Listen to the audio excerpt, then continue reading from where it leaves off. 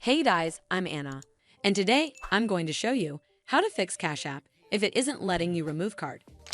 So first of all, you need to open up Cash App on your device and then tap on this profile icon in the top right corner. From here, you need to scroll down and tap on support. Over here, you need to tap on something else. Once you're on this screen, scroll down and tap on Cash Card.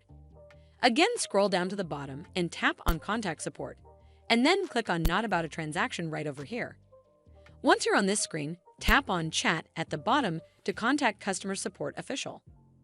Now briefly explain the issue to the Cash App representative.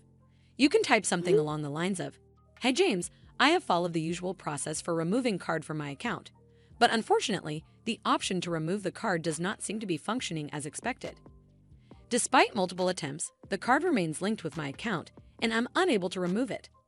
I have also ensured that the card I'm trying to remove is not currently associated with any pending transactions or subscriptions within the Cash App.